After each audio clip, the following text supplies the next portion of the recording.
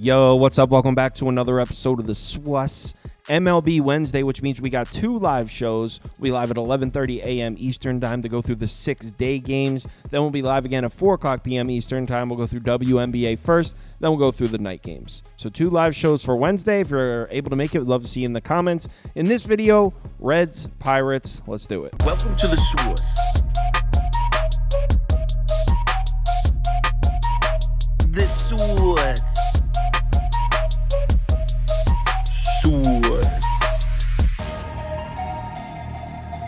Hey, get the sauce. All right, like I said, Cincinnati's on the road in Pittsburgh here. This one's close to a pick'em. Pirates are short home favorites, minus 115. Total sitting at 8.5. Hunter Greene is on the mound for the Reds. Mitch Keller pitching for the Pirates. Let's take a quick look at the spreadsheet. And according to the model, we got a slight lean on the Pirates through the first 5 innings, 2.85 to 2.62. Final score, 4.95 to 4.53 Reds. So let's take a look at this matchup, and we'll start with the Reds bats. Seem to be cooling off a little bit. I mean, the last 30 days, 15th in WRC+, 14th in OPS, 13th in WOBA. In the last 7 days, this has been a bottom 10 lineup in Major League Baseball. Same thing against righties. In the last 30 days, pretty middle of the road. In the last 7 days, bottom 10 lineup against righties. You can see the last 3 righty starters to pitch against the Reds. 156 ERA and an 0.98 whip, 329 expected FIP. So they have not gotten to the last few righty starters they've seen. You look at the game logs here. They did not get to Skeens. They didn't get to Colin Rea. Didn't get to Bryce Wilson at all. Didn't barely touch those guys.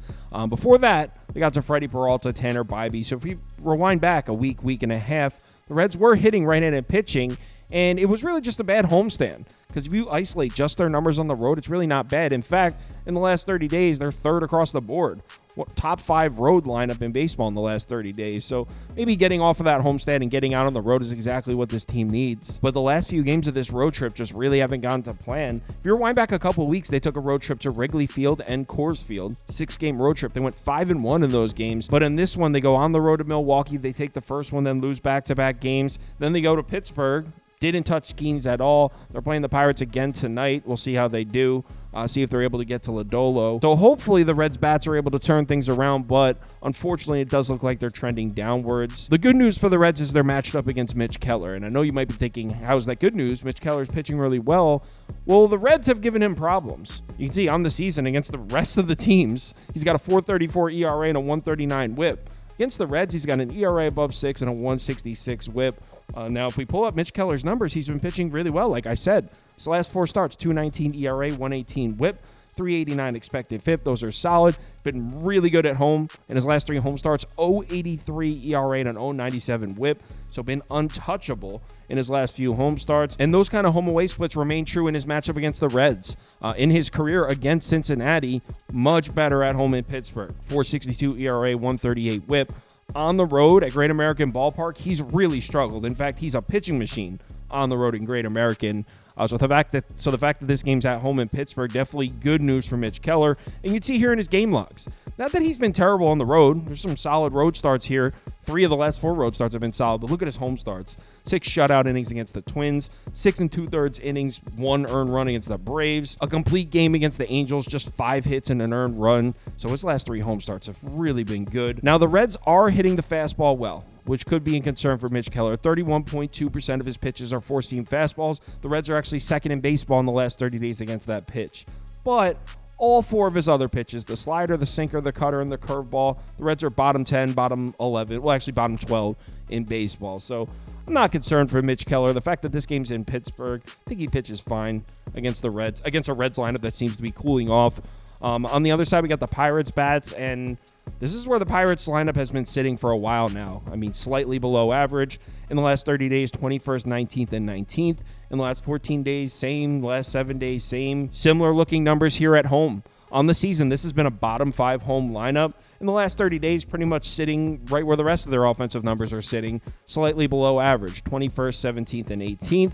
Against right-handed pitching, Same sort of numbers. I mean, across the board, these are the offensive numbers for the Pirates on the last 30 days, 21st, 20th, and 20th. Same looking numbers in the last 14 days, last 7 days. Now, they have been able to scrape across a few runs against the last few righty starters they've seen. Last 4 righty starters have pitched against the Pirates, 5.64 ERA, 139 whip. But when you pull up the game logs, it starts to make sense. I mean, Carson Spears, Dakota Hudson, Ryan Feltner, Lance Lynn, these aren't exactly Cy Young candidates. So the Pirates have been able to score some runs on righty starters recently, but when you look at the names, really isn't that impressive. I don't have a lot of faith in this Pirates lineup, especially against a right-handed pitcher. I think against a lefty, you can find some value back in the Pirates bats, but not against a righty, which brings us to Hunter Greene. 4 career starts against the Pirates. He's got a 1.99 ERA and a 1.15 whip. Still somehow 0-2 in his 4 starts. So Reds haven't been giving this guy run support. 0-2 despite having an ERA below 2 is wild. Now on the season, Hunter Greene's been pitching really well. 3.61 ERA, 1.18 whip. The last few starts, things seem to be coming apart a bit. I mean, he's not getting crushed, but last 2 starts, 4.63 ERA, 4.93 expected FIP. His last 2 starts on the road, 5.73 ERA, 6.54 expected FIP. Here are his game logs, and just look at the base runners here in his last 3 starts. At Milwaukee, 8 base runners in just 5 innings of work. Home against the Cubs, 4 earned runs at home to the Cubs. Unacceptable. I mean, the Cubs are not hitting. Before that, at Wrigley Field, 8 base runners, 5 earned runs. Back-to-back starts against the Dodgers is tough, but honestly, this is when the Dodgers weren't hitting. That's when he pitched against the Dodgers during their cold stretch. Before that, back-to-back against Arizona. It's not like he's had the easiest schedule. Dodgers, D-backs, Brewers, all teams that hit right-handed pitching, not really the Cubs. But as a whole, Hunter Greene definitely not playing his best baseball right now. Walking guys has been a problem for Hunter Greene. He's got a 10.72% walk rate on the season, but that might not be too bad because the Pirates are pretty terrible at drawing walks, or at least they're terrible against pitchers that walk a lot of guys. Against righties with a walk rate above 8%, this team's bottom 5, bottom 6 in Major League Baseball. And the Pirates don't have any sort of impressive numbers against his pitch mix either. Hunter Greene heavily reliant on the fastball. 57% of his pitches are 4-seam fastballs. He pretty much only throws the fastball and the slider. Pirates 15th and 21st against those 2 pitches. So as a whole, in the first 5 innings, just really not expecting a lot of runs here. I think both starting pitchers should be fine. As far as the bullpen matchup, heavy advantage Cincinnati Reds, and it's not even close. We're talking about a top 5, top 10 bullpen against a bottom 5, bottom 10 bullpen. Full season, last 30 days, last 14 days, doesn't matter. Reds have been much better.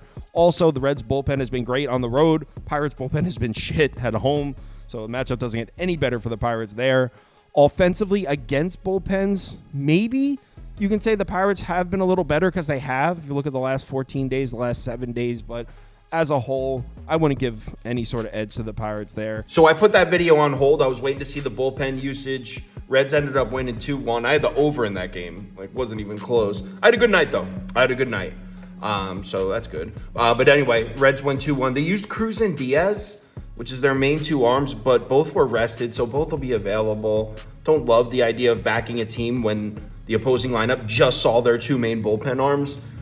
So I guess I would lean towards the under, maybe a Pirates team total under 3.5. I guess I don't really like this game. So you know what, for this video, give me Pirates team total under 3.5. That'll be my pick, but there's 14 other games on the board. Most likely this isn't going to make my ticket. You know the drill. Live shows 11:30 a.m. Eastern time, 4 o'clock p.m. Eastern time. We'll go through the day games first. Then in the later show, we'll go through WNBA and the night games. If you're able to make it, love to see you in the comments. If you want my top bets or top bets from everyone on the staff here, head over to KyleKirms.com and sign up for Sauce Network Plus. Comes with access to the Discord, the top bets, and you can get in the weekly betting league, which I swept tonight. 3-0 in the league tonight, which was nice. So if you're interested in that, head over to the website, sign up for Sauce Network Plus. Let's have ourselves a nice Wednesday here. Remember to bet responsibly, and I'll talk to you in the Discord.